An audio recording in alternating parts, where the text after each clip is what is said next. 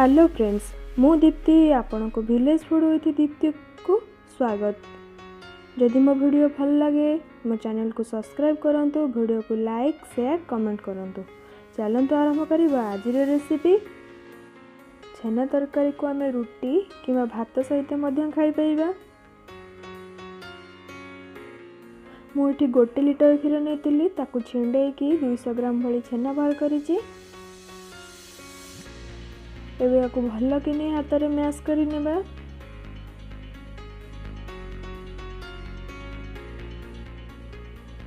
छेना को मु 5 ରୁ 10 मिनिट भल भाव में मैश कर नेछि। एबे यार छोट छोट बॉल बनै नेबा।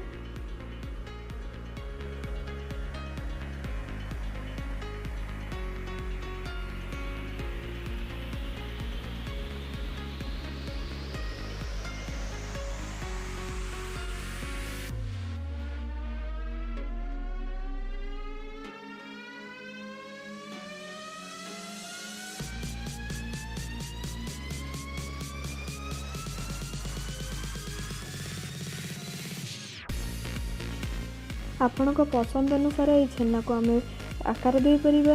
आपण चाहिले गोल नहीं परिबे किंबा लंबालिया मध्यम करि परिबे।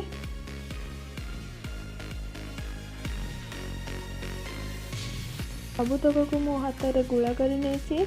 आपण चाहिले एडिक एडिक मध्यम करि परिबे किंबा आठार मध्यम बड़ कि छोट करि परिबे। मो एठी 4 टेबल स्पून सोरष तेल नेछि। याकू भल भाव में भाजी नेबा।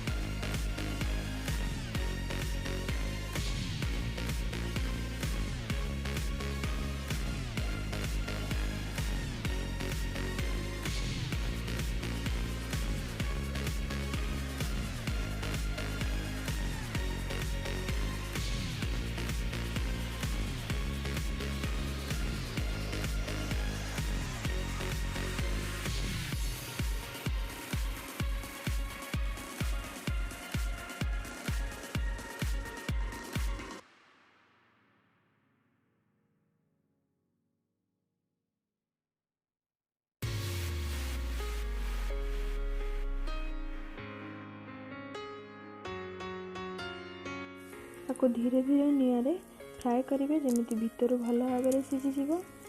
एबे ये भाजी हो सारी या काढ़ी नेबा।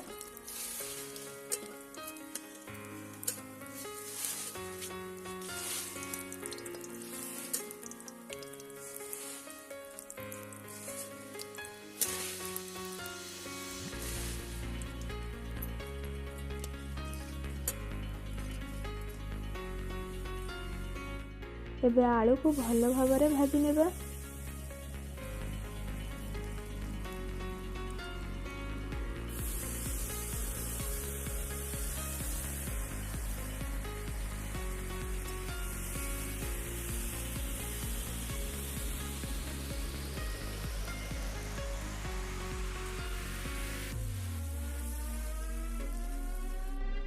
आलू को हमें 4 ରୁ 5 मिनिट कवर करके भाजी नेबा, जहाँकि आलू भल भाव भीतर सीझीज।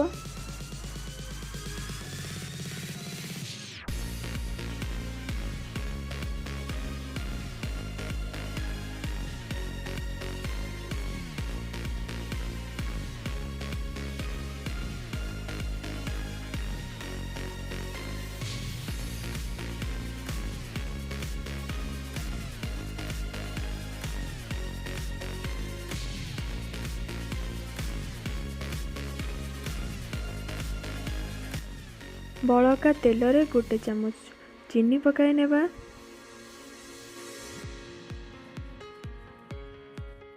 तेल रे गोटे सुखिला लंका पकाई नेबा।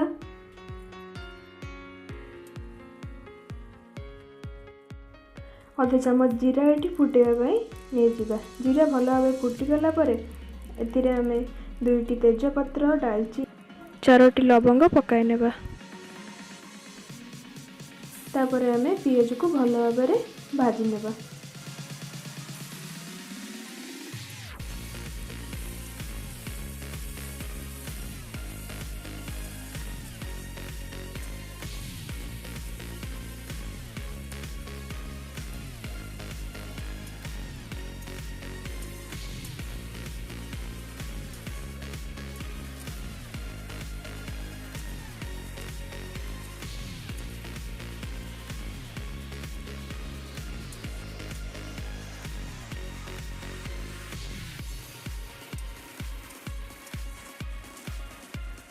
पियाज भल भाव भाजी हो गला पर एथिरे 1 चमच आम अदा रसुण पेस्ट को पकाई नेबा।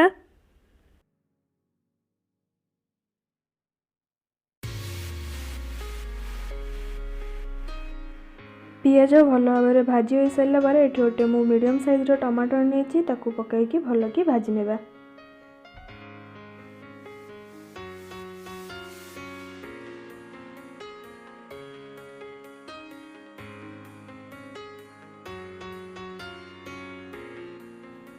दो मिनट कवर कर नेबा।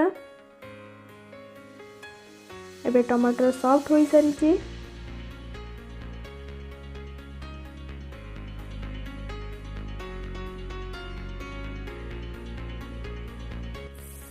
एथिरे मु 1 चमच हलदी गुंड 1 चमच लंका गुंड किछि मीट मसला पकाई नेबा। लुण स्वाद अनुसार आपण पकाई नेबे।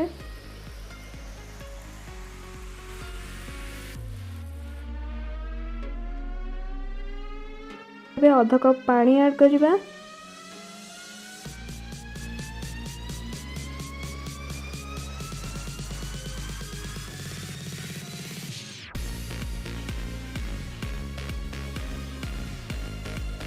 मसला 2 ରୁ 3 मिनिट कषि सारा पर भाजिक रखि आलू को भितर पकाई नेबा।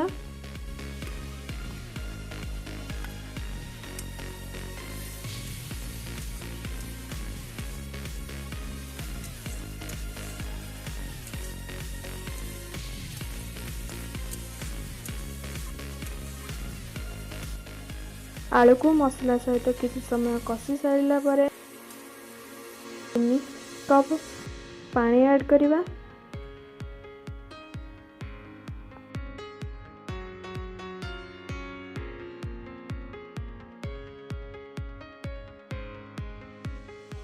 आलू सिझिया 10 मिनट को आमे कवर करी छाड़ी देबा। तापर आमे छेना को पकाई नेबा।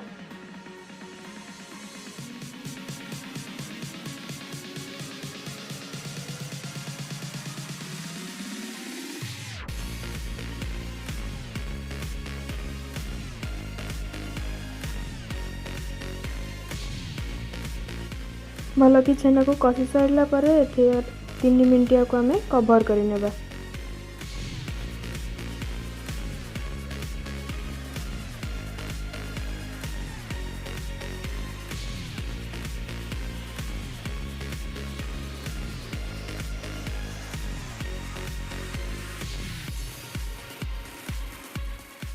एथिरे अल्प धनिया पत्र पकाई नेबा।